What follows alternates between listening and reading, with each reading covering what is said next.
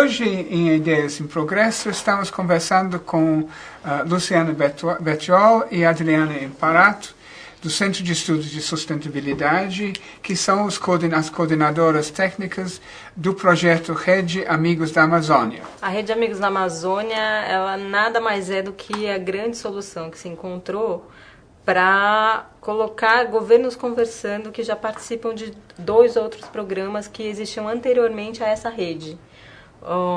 O programa Cidade Amiga da Amazônia e o programa Estado Amigo da Amazônia. Esses programas eles foram criados pelo Greenpeace Brasil, olhando para o problema do desmatamento da Amazônia. Existem 4 principais vetores de desmatamento na Amazônia hoje.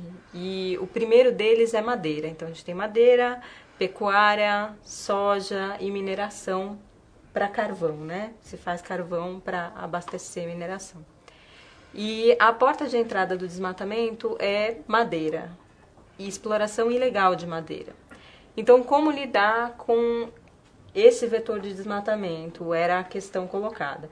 E a questão colocada, ela é complexa, porque quando você pensa em então nós temos que olhar área por área dentro da Amazônia, considerando que a Amazônia ocupa 60% do território brasileiro, é muita coisa.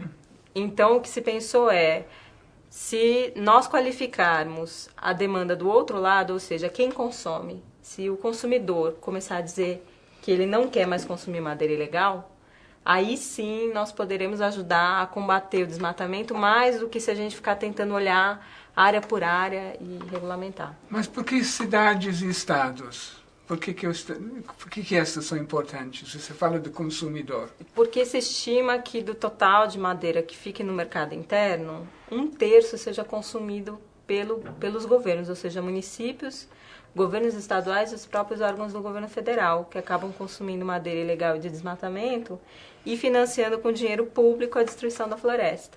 Por que o projeto chega na GV? Bom, o Greenpeace, onde a Adriana estava antes locada, nos procurou porque há o Centro de Estudos em Sustentabilidade, que tem um programa que se chama Programa de Consumo Sustentável, onde há um dos braços desse programa é exatamente trabalhar com o consumo de governo, que nós chamamos de compras públicas sustentáveis, que é incutir critérios ambientais e sociais de sustentabilidade na compra dos governos. Porque, como a Adriana acabou de comentar, os governos, eles compram muito, eles são grandes compradores, eles usam muito dinheiro, que é um dinheiro público, para fazer as suas compras, e por isso são um consumidor muito importante. A gente não pode desprezar a importância do governo como um comprador.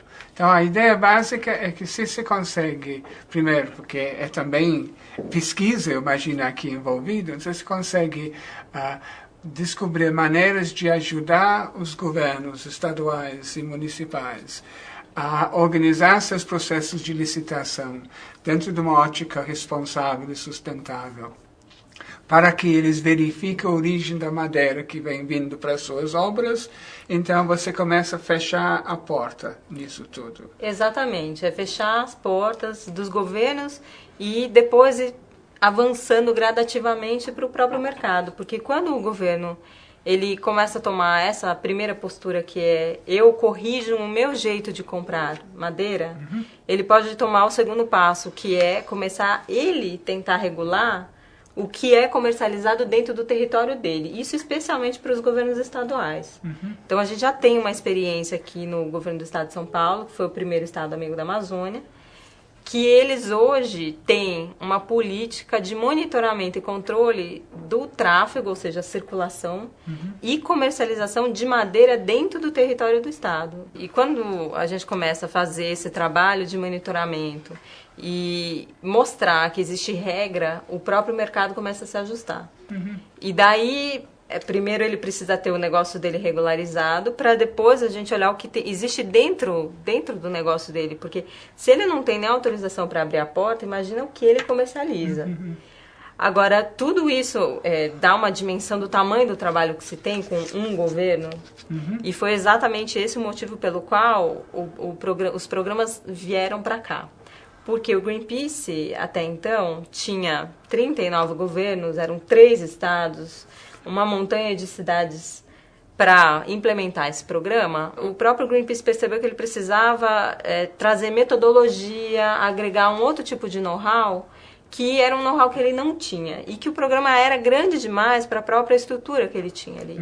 Então, que ele precisava de alguém que assumisse isso, já não mais como 2 programas, mas sim como um projeto maior, chamado Rede Amigos da Amazônia. E aí se entendeu que o lugar seria a Fundação Getúlio Vargas, no Centro de Estudos em Sustentabilidade. E aí, então, se percebeu que o Centro de Estudos em Administração Pública e Governo... Também tinha uma interface no programa, né? Tinha uma interface importante. Conta um pouco sobre algumas das inovações que você tem observado. Então, o que é interessante, como o professor falou, é que não há primeiro uma receita de bolo do que dá certo. As coisas vão acontecendo com o tempo e se aprende muito com os erros. E há um movimento de repetir boas práticas. O que dá certo num governo, e claro que ele vai ser replicado para um governo do mesmo tamanho dele, né?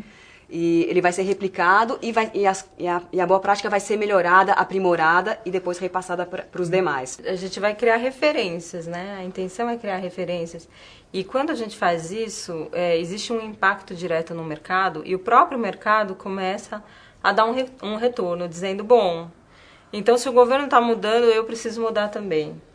Porque o governo é um consumidor importante, porque em momento de crise, todo mundo para, mas o governo ele continua. Ele é o único que consome. Cada um de nós pode fazer no nosso próprio dia a dia de exigir que tem o FSC nas coisas que a gente compra, ou perguntar por que não tem, ou qual é esta questão. Porque imagina que nós também somos parte desta cadeia, né? Sim, e é muito interessante porque na hora em que as pessoas se adequam para vender para os governos que compram em larga escala, os produtos tendem a conseguir um preço menor.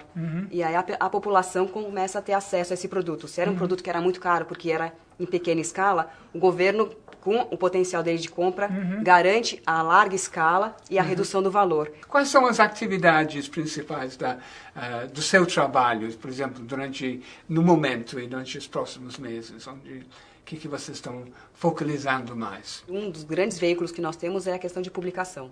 É publicar boas práticas, casos de sucesso nesse tema. No estado de São Paulo, por exemplo, que é um dos estados que tem mais transparência nas suas compras, eles têm uma plataforma eletrônica que se chama BEC, que é Bolsa Eletrônica de Compras, onde qualquer cidadão pode acessar e ver o que o estado compra e em que quantidade, e o que vem pagando por aquilo, que é uma forma de dar transparência para a população, e a população vê o que o estado está comprando. Se você já está com esse olhar de que o Estado tem que comprar algo que seja menos impactante sobre o meio ambiente, é mais um elemento ali de um olhar de comprador. No tema de licitação sustentável de uma forma geral, o Estado de São Paulo foi pioneiro na introdução desse tema no Brasil. E é muito interessante porque tem isso, né? Se a maior máquina do Brasil, depois do governo federal, que é o governo do Estado de São Paulo, aceita o desafio de implementar isso, considerando que eles compram milhares de itens. Se eles aceitam esse desafio, por que não uma máquina menor não aceitar? Quais são alguns elementos da metodologia? Primeiro, você precisa analisar máquina por máquina, né? Então, existem processos que eles são comuns a todo mundo, né? Um caminho lógico. Máquina por máquina quer dizer município por município, agência... E de tamanhos também. Tamanho, base territorial. Então, a primeira coisa é você criar procedimento para compra de madeira.